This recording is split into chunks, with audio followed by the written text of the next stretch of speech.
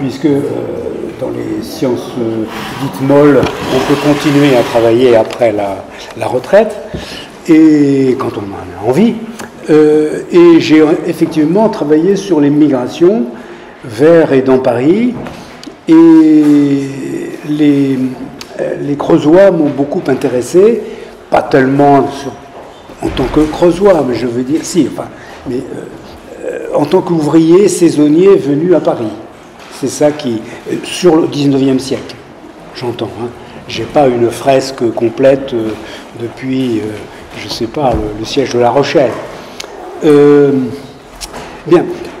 Alors, devant vous et devant cette société où je crois un certain nombre dont un certain nombre de membres sont originaires du Limousin, il me semble, hein, peut-être même d'origine maçonne, je ne sais pas. On ne présente pas les maçons de la Creuse, enfin, d'autant qu'il existe aussi d'autres groupes, mais sur lesquels je ne sais rien. Actuellement, les Amis de la Creuse ou les Creusois de Paris, qui dérivent, je suppose, d'amicales venant de l'entre-deux-guerres, voire de la fin du XIXe siècle, je pense. Mais ce qui est très frappant pour les maçons, pour ces maçons, c'est la force, enfin, de la mémoire, hein, la préservation et même la constitution de la mémoire de cette migration. Bien sûr, la personne à laquelle on pense d'abord, c'est Martin Nadeau.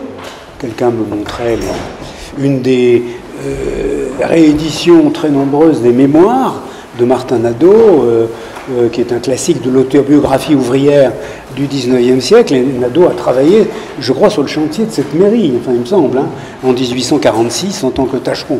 C'est le maçon incarné, en quelque sorte, qui s'est fixé à Paris en 1846, si mes souvenirs sont bons, qui a fait plusieurs allers-retours avec le pays, et qui ensuite avait déjà des engagements politiques très importants, et il a été élu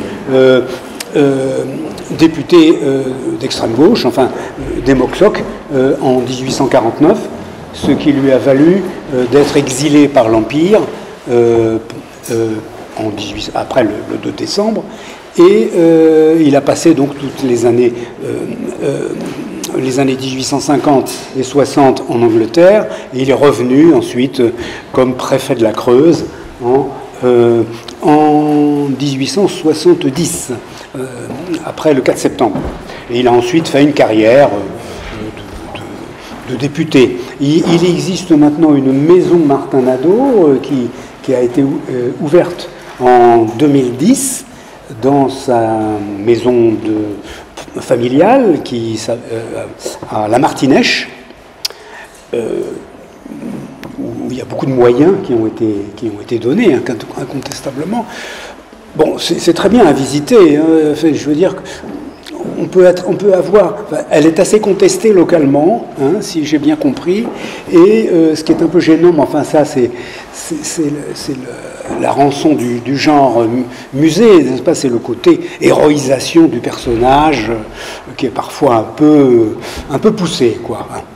Bon, un père de la République, moi je veux bien, mais enfin, des dizaines et des dizaines de députés ou de ministres ont ce titre. Mais je pense surtout à une association très active qui s'appelle les Maçons de la Creuse, qui a été fondée à Felletin en 1987, je crois. 1984, pardon. 1984 à Felletin, avec beaucoup de bénévoles, hein, des subventions aussi, mais autour notamment de Roland Nicou. Et cette association très dynamique a un bulletin qui s'appelle Les Maçons de la Creuse, qui a 23 numéros, hein, depuis 1987, et ils ont sorti, peut-être le faire circuler, enfin un numéro récent de décembre 1922 qui s'appelle, c'est tout à fait symptomatique de l'esprit de l'association, quelques belles pages de 5 siècles de migration des maçons de la Creuse. Alors, c'est une association, oui, qui organise des voyages, bon, ça c'est assez classique, mais qui aussi, donc a ce bulletin, qui est ces publications périodiques qui est très, où il y a beaucoup de choses, hein, et aussi maintenant un site internet qui s'appelle l'Annuaire des migrants maçons de la Creuse, que je vous invite à regarder. Et ce site est fort actuellement à l'heure où je parle, je crois, de 34 000 fiches. Ce n'est pas exactement de la généalogie, c'est des noms de maçons, ouvriers ou patrons, retrouvés dans des archives, que ce soit un archive notariale, que ce soit, je ne sais pas, un papier de famille, ou au hasard d'un relevé d'état civil ou de dénombrement. Et on a une impression un peu, enfin pour ma part en tout cas, curieuse, enfin curieuse n'est pas le mot, mais un peu, comment dire, un peu gênée, enfin, devant une telle richesse, dans la mesure où c'est un peu du vrac. Hein. C'est très difficile de faire des recherches sur ce site, ce qui n'est pas une base de données à proprement parler, avec la rigueur que suppose une base de données. Et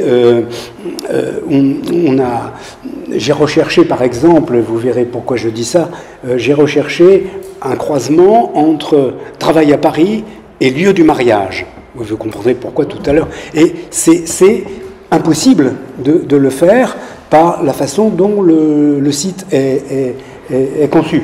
Hein, ou alors il faudrait faire les 33 000 fiches les unes après les autres, ce qui est peut-être un peu excessif.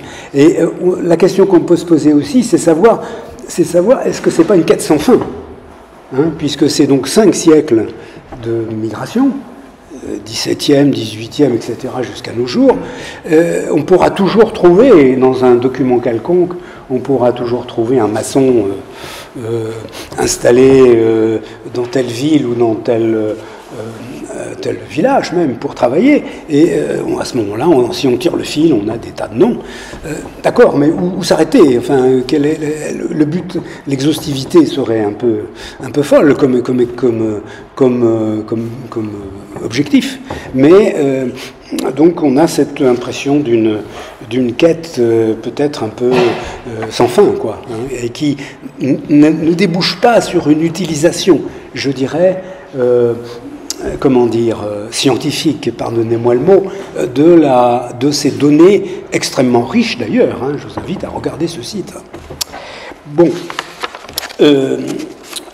la maçon creusois, migration saisonnière, migration alternante, c'est un de ces exemples, mais ce n'est qu'un exemple, contrairement à ce que parfois on peut dire, de ces gens qui, à une époque quelconque, quittaient leur pays, enfin leur village souvent très pauvre,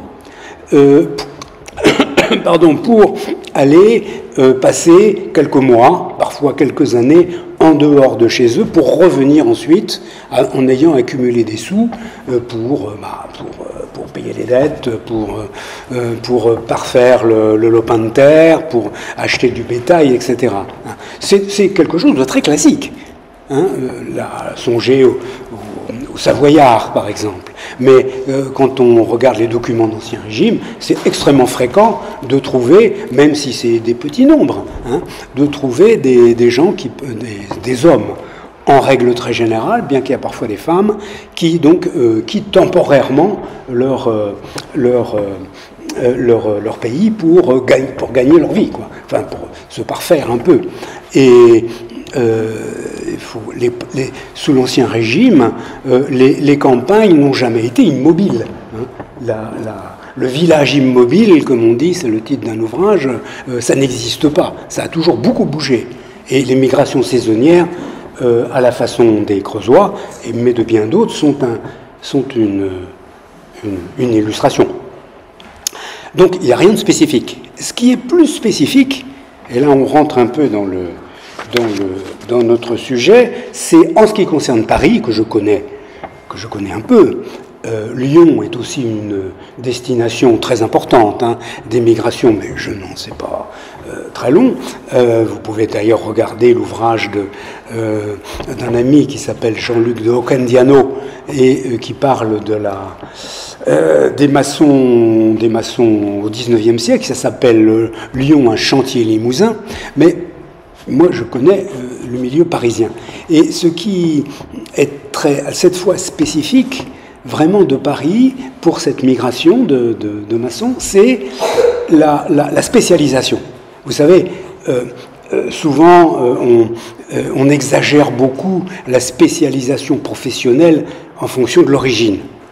Songez, je sais pas moi, aux chauffeurs de taxi russes ou aux juifs tailleurs, etc., aux Italiens justement du bâtiment, ou alors le Massif central donnant essentiellement des petits commerçants. C'est pas forcément faux, mais souvent c'est très exagéré quand on voit les chiffres. C'est bon, il y a une pointe incontestablement, il se passe des choses, mais ce n'est absolument pas vraiment flagrant, enfin dominant. Sauf peut-être un peu pour les maçons migrants, puisque là il y a vraiment une spécialisation très forte. Alors on n'a pas, il faut des chiffres ici, parce que des affirmations textuelles, qualitatives, n'ont pas beaucoup d'intérêt. Enfin, on peut les contester. Il faut des chiffres, et les meilleurs chiffres sont ceux des dénombrements, des recensements de population qui, vous savez, au XIXe siècle et jusqu'à longtemps au XXe siècle, les dénombrements sont faits tous les 5 ans, les années terminées par 1 et par 6. Donc, vous étonnez pas de certaines années que je vais citer, c'est pas parce que ça n'existe pas, enfin, parce que c'est les années de recensement. Alors, en 1911, le travail sur les chiffres aboutit à voir que dans les Creusois, les gens d'origine creusoise habitant Paris sont à 55% dans le bâtiment. 55%, c'est beaucoup. C'est vraiment le record en ce qui concerne la spécialisation, cette spécialisation professionnelle par l'origine dont je parlais. Autre façon de voir les choses, c'est l'importance l'importance des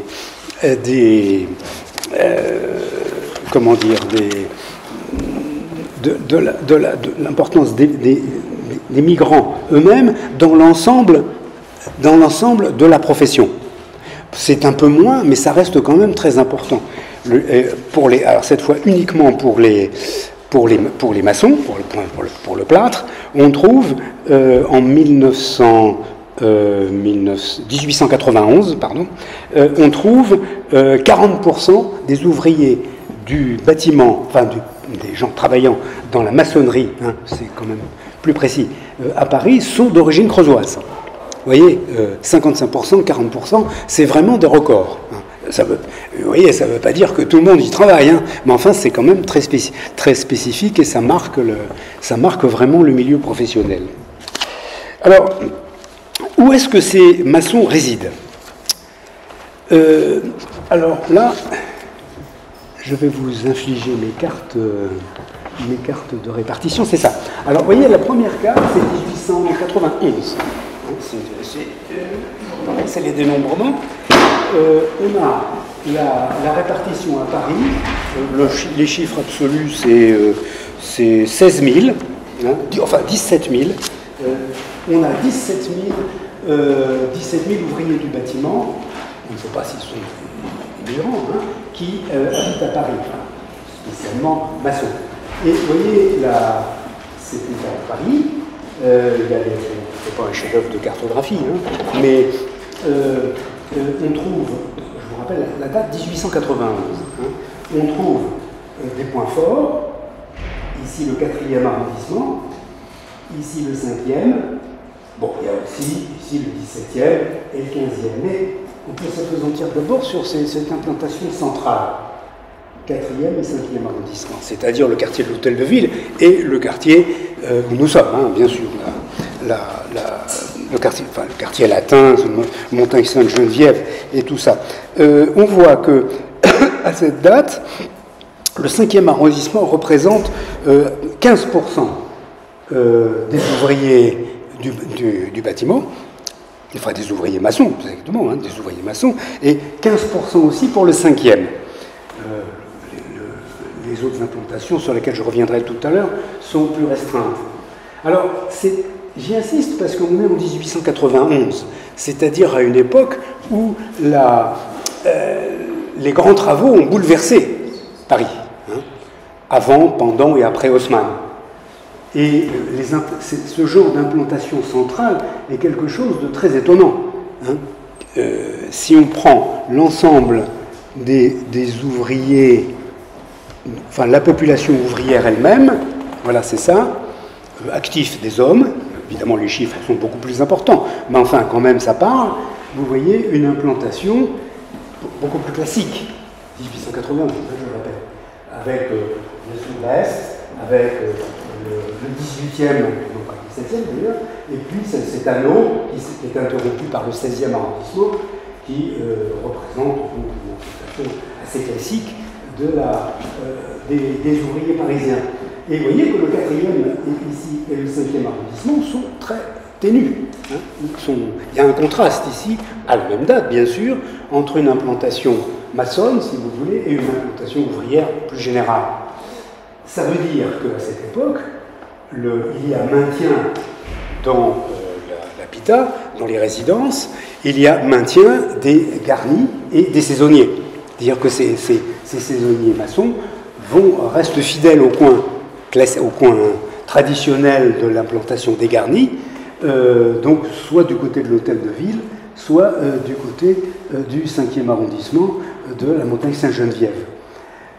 Donc maintien des garnis, c'est très étonnant encore une fois vu la date, hein, puisque le 5e, notamment pour le 5e arrondissement, qui a été labouré par les grands travaux.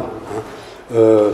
La rue des Écoles, songer à la rue Gay-Lussac, la rue Monge, ainsi que des opérations locales comme la reconstruction de la Sorbonne en 1881, je crois, et toutes ces opérations qui ont détruit beaucoup de rues populaires, ou mixtes en tout cas, de peuplement, et avec destruction aussi de beaucoup de garnis.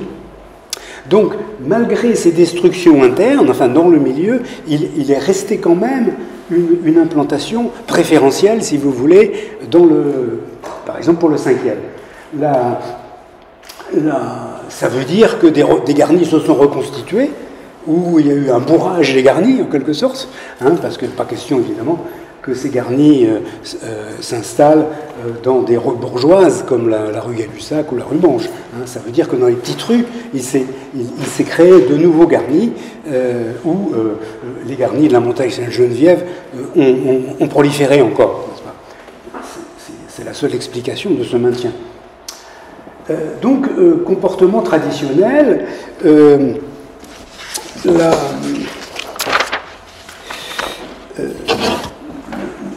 je signale une indication que j'ai trouvée dans un document, je ne sais pas trop quoi penser, mais dont l'auteur me semble fiable, un auteur syndicaliste, qui dit, pour la fin du XIXe siècle, que je ne me trompe pas, que les garnis du 4e arrondissement, c'est-à-dire du quartier de l'Hôtel de Ville et du quartier Saint-Gervais, sont, pour les maçons, sont des garnis de maçons avec une petite auge. Et que ceux du 5e arrondissement, c'est une grande auge. L'auge, vous savez, c'est là où on fait le plâtre. Hein. Et ça fait partie de l'outil, des outils professionnels personnels de l'ouvrier. Alors, qu'est-ce que vaut cette indication, petite auge, grande auge? Ça m'a semblé intéressant de le signaler. Donc, il y a toujours maintien, à cette date, tout au moins dans ces zones, d'une vie groupée, d'une vie dans ces garnis traditionnels, c'est-à-dire une vie collective, hein, enfin, avec beaucoup de chambrées encore, de chambrées, c'est-à-dire de chambres collectives, avec 10, 15 lits, avec de plus en plus des chambres, non pas individuelles, mais à 2 lits, et il y a 2 ouvriers par lit, hein, toujours. Ça, c'est quasiment la règle au XIXe et au XXe siècle, tant que reste ce système d'habitat.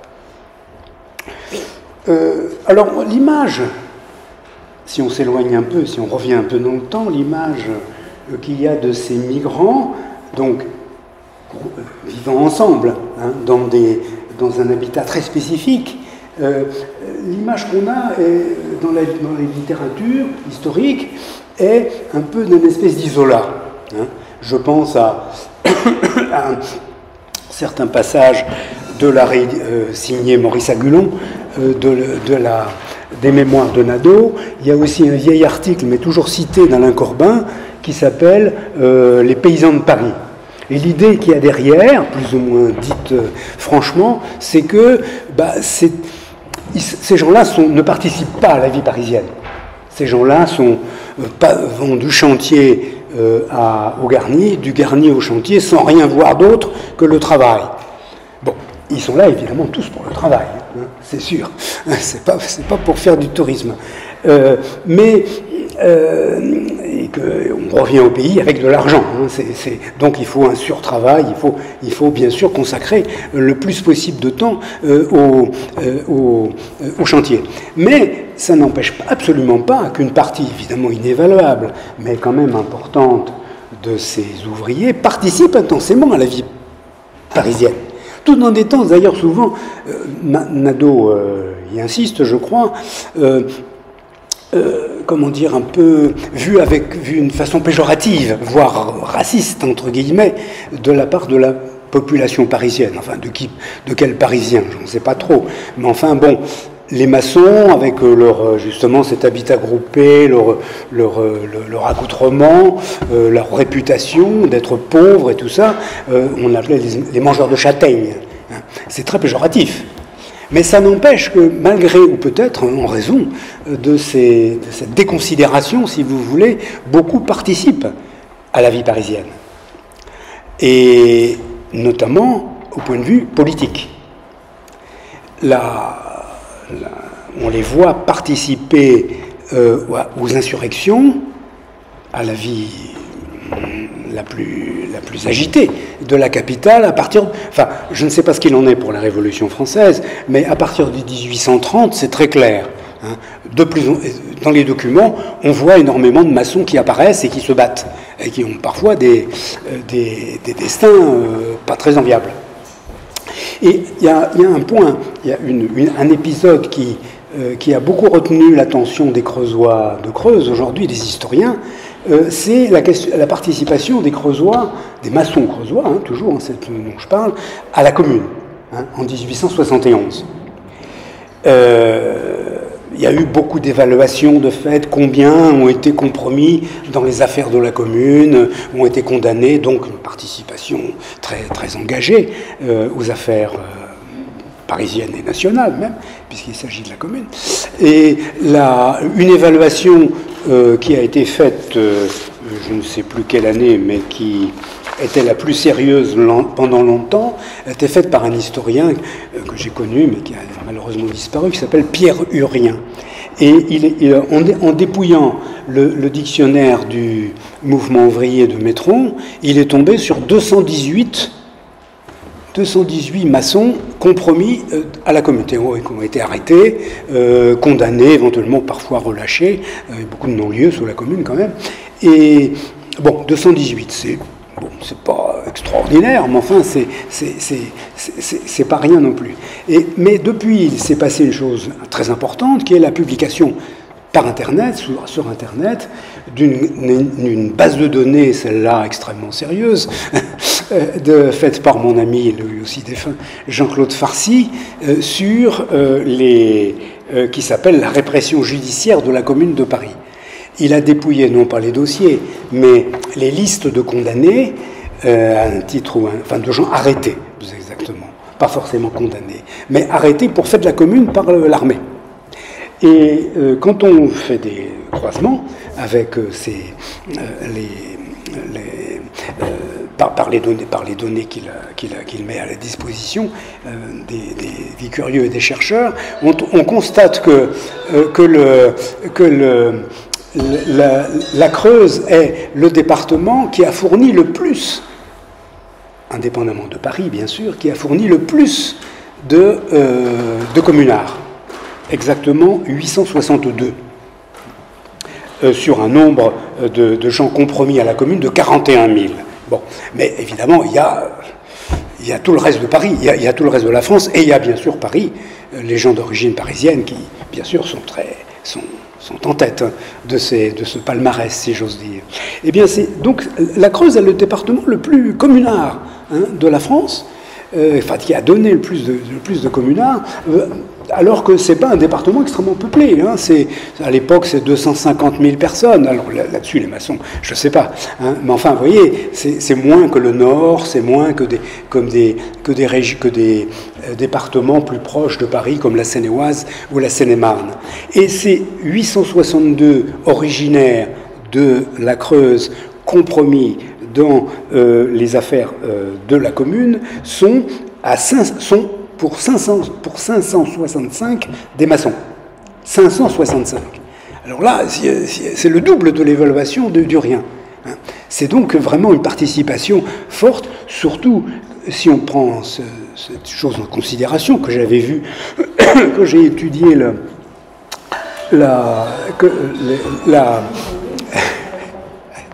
c'est pas un ado, non? Le siège de Paris en 70-71, on voit très bien les migrants qui s'en vont juste avant l'investissement par l'armée prussienne de la ville vers le milieu de septembre 1870. Ils s'en vont parce qu'il n'y a plus de travail. Enfin bon, donc certains ont peut-être pu revenir lors de la capitulation en janvier 71, c'est possible, mais c'est certainement pas attiré par l'emploi et le marché du travail à Paris. Le bâtiment n'était pas très dynamique à ce moment-là. On pensait à d'autres choses.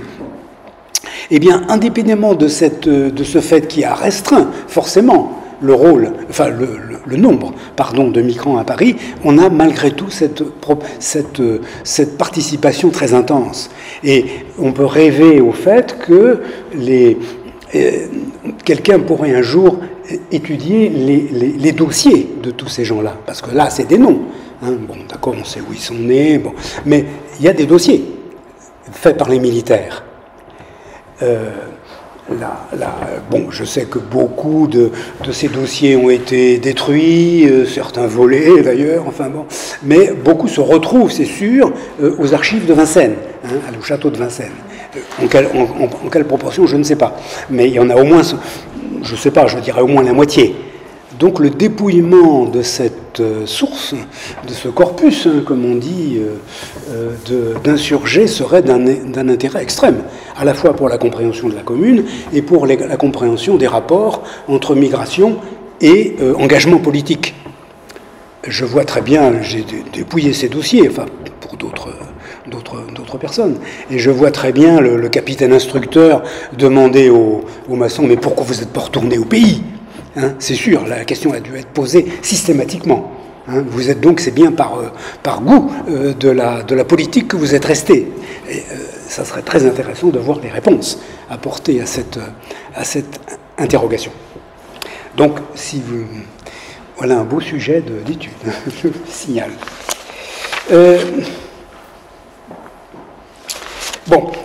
Je ne vais pas m'étendre sur la commune parce que ça serait peut-être un peu long. Et puis, encore une fois, il faudrait faire cette étude prosopographique, comme on dit aujourd'hui, de ces insurgés. Alors, sans transition, comme on disait autrefois dans la télévision, je me suis intéressé aussi, partant toujours sur cette quatrième et le cinquième, la carte précédente, c'est ça, aux traces actuelles de cette présence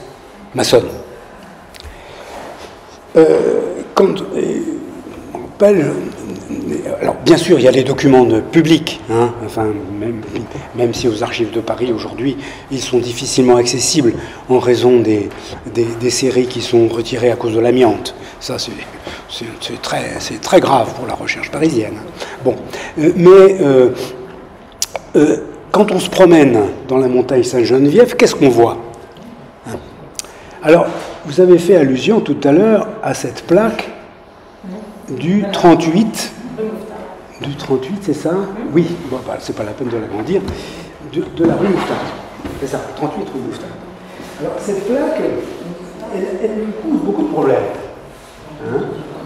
On peut l'agrandir, vous voulez l'agrandir peut-être, non? Oui. Alors, voilà le spécialiste. Hein. Bon, je ne suis pas sûr du tout. Vous la reprenez. Je vais la reprendre.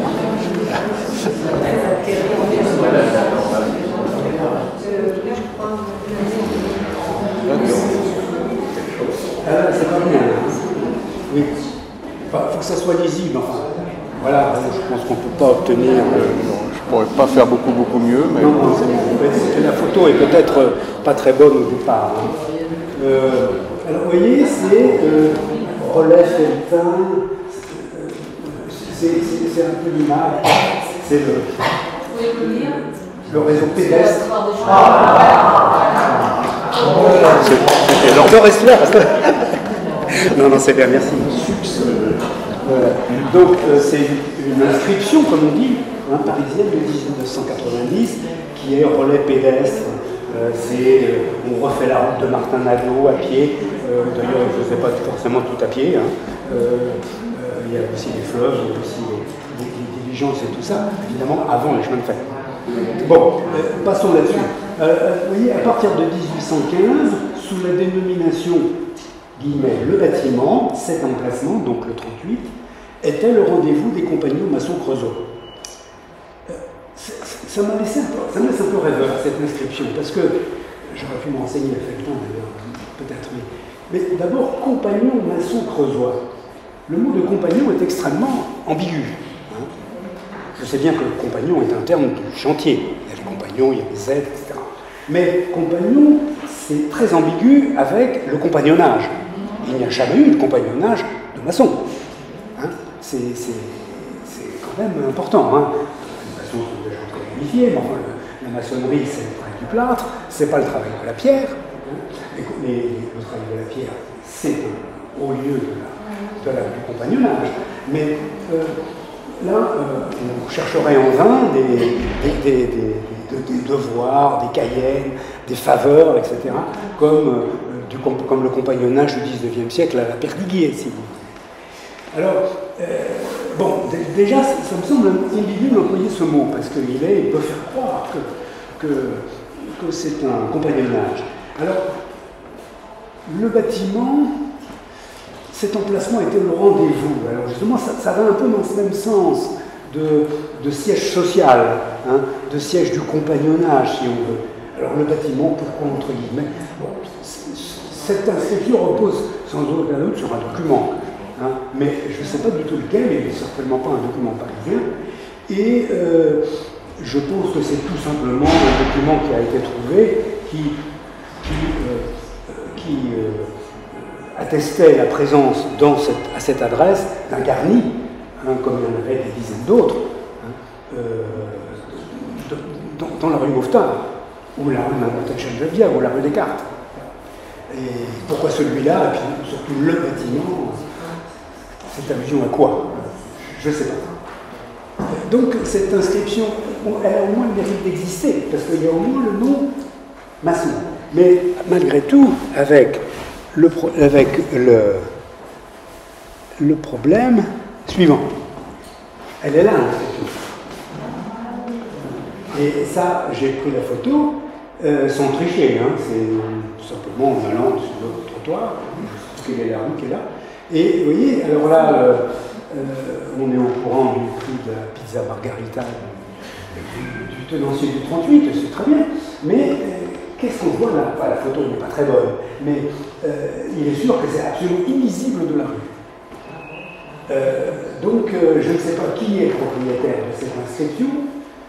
qui en est responsable, mais on pourrait suggérer de casser la tirelire un peu et de consacrer quelques dizaines ou centaines d'euros, je ne sais pas, pour mettre un petit coup de propre sur la pierre, là, et puis de mettre une belle peinture dorée pour que le mot maçon apparaisse au promeneur.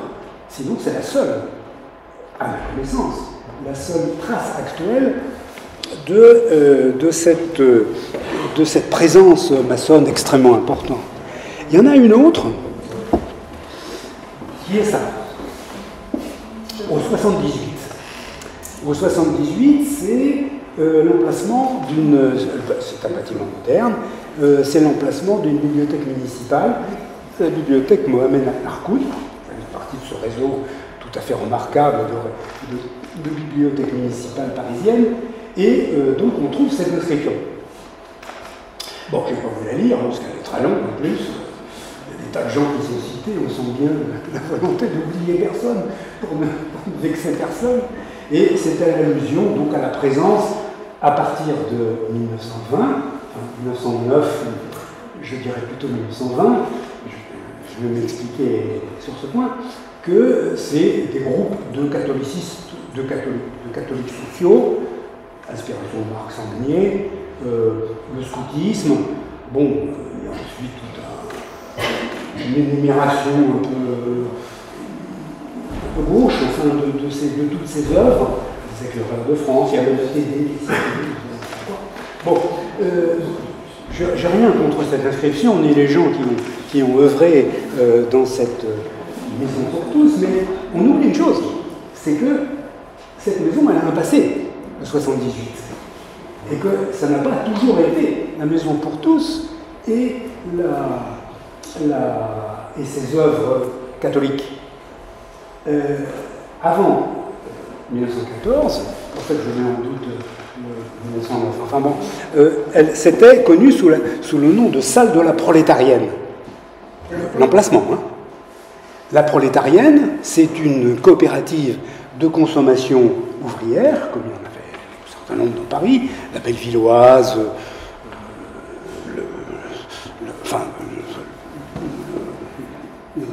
peut-être une quinzaine à la même époque, avec des histoires un peu heurtées souvent. Et la prolétarienne était une coopérative de consommation installée donc dans cette maison depuis, je ne sais pas quelle date d'ailleurs. Et la prolétarienne, comme toute coopérative qui se distinguait, avait une salle de réunion qu'elle louait aux groupes politiques ou syndicaux qui voulaient se réunir dans ce coin de Paris. Et notamment les maçons. Énormément de réunions de maçons se sont faites dans la salle de la prolétarienne. C'était un lieu, vous voyez dans la presse syndicale, réunion de la section du 5e ou du 6e arrondissement des maçons, réunion à la salle de la prolétarienne, je ne sais pas moi, le 30 juin à 20h. Hein. C'est ça. Vous en avez des pages et des pages, j'exagère, mais enfin c'est un lieu de réunion extrêmement connu. C'était aussi le lieu de réunion de la section du 5e de la SFIO. Quand on pense que c'est le Collège de France, la Sorbonne, je pense que des gens très prestigieux aujourd'hui ont dû fréquenter cette salle. Hein. J'ai même trouvé l'allusion à des salles, à des réunions de syndicats de locataires. Bon, toute cette histoire-là, elle est aujourd'hui niée par cette plaque, par cette inscription. Et même, juste avant 1914, cette salle de la prolétarienne est devenue un comité intersyndical. Les comités intersyndicaux du 5... oui, c'est une institution cégétiste qui regroupait les sections locales localement. Enfin, c'est des bourses du travail officieuses, si vous voulez. Et c'était le comité intersyndical du 5e et 6e arrondissement, comprenant notamment les maçons. Et voilà un tract que j'ai retrouvé. Donc on est bien au 60... J'ai dit 78, excusez-moi, c'est 76, hein, c'est bien la même maison. Hein. 76 rue Mouffetard. Vous voyez, comité intersyndical des 5e et 6e arrondissements, Union des syndicats ouvriers, c'est une organisation CGTiste, et il y a toujours les réunions qui se continuent, il y a des réunions corporatives ou politiques, et on voit ici des conférences, hein, je vais les lire, hein, qui sont faites dans cette salle et qui ont une allure d'université populaire, hein, puisqu'il y a à la fois des intellectuels, mais aussi des militants. Périca, notamment Raymond Périca, qui était à l'époque le secrétaire de la maçonnerie Pierre. Je reviendrai tout à l'heure sur cette dénomination. Périca n'a rien à voir avec la Creuse, hein, c'est quelqu'un des Ardennes, je crois, qui était cheminot. Mais enfin, bon, il parle de l'organisation ouvrière, de l'industrie du chemin. Wilfried, par exemple, a été un temps militant maçon, avant de causer du textile. Vous voyez, il y a une vie corporative, politique, engagée dans cette salle que la plaque ne connaît pas. Hein, et c'est bien dommage. Il en faudrait une autre. Hein, moi, je veux bien la faire, hein, si c'est possible. Bon, si on va quitter peut-être ces questions de mémoire, enfin d'absence de mémoire plus exactement, ou de mémoire déformée, pour venir à la question qui, je crois, est dans le titre de la conférence que j'ai suggérée, c'est sur la question de la sédentarisation, qui évidemment est très importante pour ces migrants et qui quittent le pays un jour pour s'installer ailleurs, à Paris pourquoi pas, ou dans une toute autre région. Alors là, l'historiographie dominante sur ce point consiste à dire que ces migrations alternantes, ce va et ce vient entre le pays et un lieu de destination, par exemple Paris, passe par un maximum à la fin du Second Empire et au début de la Troisième République, les années 1860 et 70, et ensuite s'effiloche, et on voit le pays qui décline démographiquement et qui ensuite, pour tomber à la situation actuelle où c'est 115 000 habitants. Hein. Enfin, évidemment, c'est pas que des maçons, hein. Mais enfin, le déclin des migrations maçonnes est évidemment un rôle très important dans ce déclin démographique. Bon, ça, c'est ce que vous lisez dans la littérature établie. Ça ne me semble pas tout à fait juste. C'est pas faux, bien sûr, hein. La chronologie quand même est là. Mais ce qu'il faut se représenter, c'est que il y a toujours eu ce que j'appelle un double mouvement. C'est-à-dire, quelle que soit l'époque, de tout temps, si j'ose dire, hein, les migrations, les campagnes de maçons s'installant à Paris pour quelques mois, voire quelques années, pour travailler sur les chantiers, amènent donc beaucoup d'hommes, hein, mais certains, évidemment, reviennent au pays, c'est leur but, mais beaucoup aussi se fixent. Et quelle que soit l'époque, ça. Il y a une fixation permanente à côté d'un maintien d'une migration traditionnelle. C'est difficile à prouver parce que les sources sont... Je ne veux pas rentrer dans les... J'ai écrit des articles là-dessus, mais c'est une chose difficile à prouver parce qu'il faut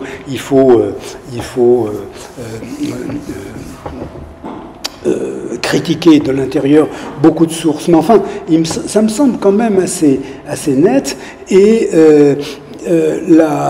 une chose qui m'a impressionné, c'est que, d'où ma question tout à l'heure, enfin ma recherche tout à l'heure à laquelle je faisais allusion tout à l'heure, sur le site des maçons de la Creuse, on voit beaucoup de maçons, donc des hommes, hein, se marier, d'origine creusoise bien sûr, se marier à Paris. Et pas forcément avec des creusoises, pas forcément avec des limousines. Donc il y a, je pense que là vraiment c'est une preuve d'installation de rupture, je ne sais pas, mais enfin on va faire autre chose que la migration traditionnelle. Il y a aussi un texte que j'aime bien, enfin je crois que je dois l'avoir en résumé, qui est de 1911 et qui est écrit par les frères Bonnef. Je ne sais pas si ça vous dit quelque chose, B-O-2-N-E-2-F. Ce sont des journalistes socialistes qui ont publié dans l'Humanité, le journal de Jaurès, entre 1908 et 1914, toute une série d'articles extrêmement intéressants sur des reportages. C'est des reportages, ce n'est pas des témoignages. Des reportages sur les ouvriers parisiens ou en province. Ça a été d'ailleurs édité récemment au Classique Garnier, je vous signale cette lecture, si ça vous intéresse. Ça s'appelle, cette année, Les frères Bonnef, reporters du travail. Donc Classique Garnier 2023. Et il y a un des textes qui n'est pas d'ailleurs là-dedans, mais enfin qu'importe, où les frères Bonnef disent la limousinerie retourne dans ses foyers. Donc à la fin de chaque automne, la limousinerie retourne dans ses foyers. Un texte de 1911.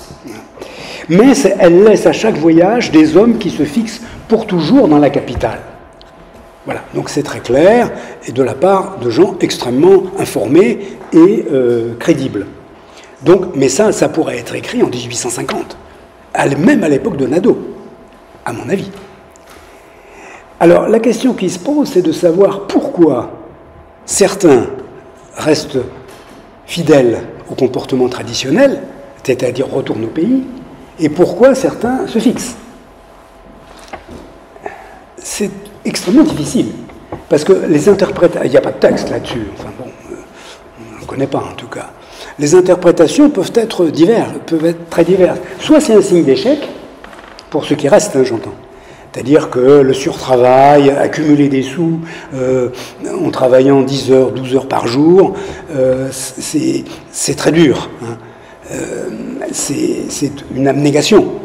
Donc parfois, et puis la vie à Paris coûte de l'argent. C'est pas Garni, c'est pas cher, mais enfin, il y a d'autres possibilités, il y a d'autres occasions de dépenses. Donc ce qu'ils peuvent ramener au pays, c'est pas mirobolant.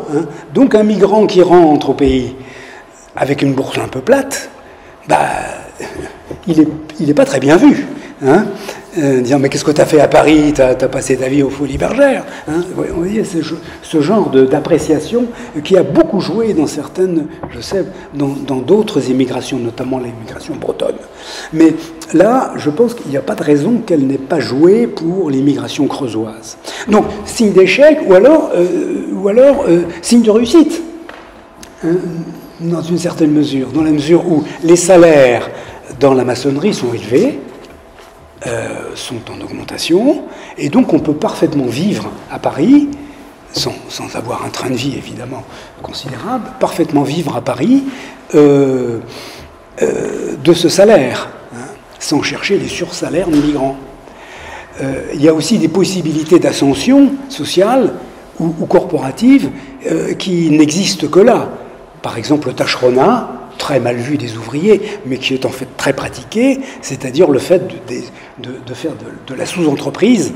C'est-à-dire, Nadeau a été tâcheron, ici même, dans cette mairie, sur le chantier de cette mairie. C'est-à-dire que un ouvrier très dynamique, disons, s'entend avec un patron, avec un entrepreneur, pour faire un préfet, si vous voulez, pour telle partie du travail. Et c'est lui qui embauche les ouvriers à ce moment-là. Et c'est ça un tâcheron. Et là, il est sûr qu'à ce moment-là, son intérêt, c'est que ça pose dur, pour que sa marge soit la plus élevée possible. Mais enfin, en tout cas, beaucoup ont vu cette possibilité du tâcheronat comme une réussite, enfin comme un but, à Paris. Et pour certains, pourquoi pas s'installer comme petit entrepreneur de maçonnerie. Beaucoup sont d'origine creusoise, enfin pas uniquement bien sûr, hein, attention, mais surtout dès qu'on s'élève dans la hiérarchie de l'entreprise, les Creusois sont de moins en moins nombreux, à mon avis. Hein. Enfin, les gens de Felletin ne seraient pas d'accord avec moi, mais je pense qu'il y a de ça. Enfin, en tout cas, il y a des possibilités d'ascension sociale qui n'existent pas au pays, quoi, où il faut évidemment faire son trou, si vous voulez, dans le milieu parisien. Voilà. On peut discuter à perte de vue hein, sur l'interprétation de ces comportements divergents, enfin différents. C'est peut-être pas non plus complètement tranché. Hein, beaucoup peuvent garder beaucoup de sédentaires, de sédentarisés. On peut garder un petit lopin-de-terre au pays où ils reviendront à la retraite. Enfin, c'est assez classique ça. Et se construiront une maison façon d'ailleurs banlieue parisienne. Enfin, c'est frappant quand on visite les maisons de maçons. C'est de la pierre, mais ça ressemble beaucoup à ce qui se construisait dans les lotissements parisiens. Voilà. Donc, je laisse à votre réflexion sur ce problème historiographique, qui est extrêmement redoutable, hein, parce que ça a des tas de conséquences hein, sur les héritages, sur les condamnations, sur tout ça, enfin sur les listes électorales. Il y a toute une bataille sur la procuration, par exemple, hein, pour le vote à Paris ou au pays. Hein. Donc là, c'est vraiment en filigrane de ces comportements différents qui sont très importants parce qu'il y a aussi toujours eu une opposition au-delà de ces nuances, hein, enfin de ces discussion qu'on peut avoir, une opposition qui apparaît rarement, mais qui apparaît violemment à certaines circonstances, entre les migrants et les sédentaires. Ça se comprend très bien, hein, puisque l'intérêt du migrant, c'est de rester, c'est de travailler au maximum pour ramener au pays le maximum d'argent. Le sédentaire, lui, ça ne l'enchante pas de travailler à se tuer la santé. Hein. Donc, on voit très bien tout le monde est d'accord, migrants et sédentaires, pour la défense des salaires, mais dès qu'on touche à la durée du travail, à la question des heures supplémentaires, à la question du travail du dimanche, là, ça coince entre les deux groupes. Il y a quelqu'un qui s'appelle Amédée Dunois, qui est un socialiste également, qui a, à l'occasion d'une grève très conflictuelle à l'intérieur du métier, qui l'a dit en 1906. Mais, à mon avis, c'est extensible à des périodes antérieures. Hein. Il dit « Depuis un bon quart de siècle, 1906, beaucoup de compagnons se sont lassés de l'existence de migrants et se sont installés à Paris. » Bon. Et il précise « Pendant des années, sinon maintenant encore, l'antique conflit entre urbains et ruraux a divisé la corporation. Les sédentaires reprochaient aux émigrants d'avilir les prix de main-d'œuvre, de se plier trop facilement aux fantaisies patronales. Ce sont les sédentaires qui formèrent les premiers syndicats. » Ça, c'est pas tout à fait juste, mais enfin bon, en tout cas, c'est dit. Ce sont les sédentaires qui formèrent les premiers syndicats, petits groupements très faibles à l'origine et trop nombreux pour n'être pas divisés. Les immigrants, eux, n'entendaient rien à l'association, paysans individualistes qu'ils étaient. La solidarité ouvrière était donc des plus précaires. Il force un peu le trait, à mon avis, hein, entre cette opposition migrants. Mais il y a de ça. On voit très bien, dans le mouvement ouvrier de la maçonnerie, qui est extrêmement puissant hein, à cette époque. Malgré ces oppositions internes, hein, ces groupes syndicaux mènent énormément de grèves. J'ai compté dans les archives de la police, entre 1897 et 1908, donc c'est pas 3 siècles, hein, 111 grèves. 111 grèves, à la fois des grèves de grande ampleur, qui sont toujours des échecs à cause de ces oppositions, hein, mais aussi chantier par chantier. Et là, on s'entend pour faire céder le patron sur le tâcheronat, l'interdiction du tâcheronat, sur le salaire ou sur certaines conditions de sécurité. Mais on voit aussi des oppositions. Enfin, certains, par exemple, je pense à un conflit dans je ne sais plus quel hôpital, enfin sur le chantier de tel hôpital, la Réboisière, je crois, où il y a eu une grève des limousinants. Les limousinants, c'est les ouvriers maçons moins qualifiés, qui ne veulent pas, qui refusent de chômer le dimanche. Alors que dans les travaux publics, depuis 1899, les décrets migrants, le repos hebdomadaire était obligatoire sur les chantiers publics. Eh bien, ça ne leur plaisait pas. C'est toujours la même chose, n'est-ce pas? Ça mettait l'administration, d'ailleurs, dans des positions difficiles. Il fallait que le chantier avance, mais si la majorité refusait de travailler pour des raisons, justement, de travail, c'était très, très délicat comme position. Et donc, mouvement ouvrier puissant, malgré tout, encore une fois, qui n'a pas éclaté en groupes divers et en groupes opposés, et qui même a fusionné.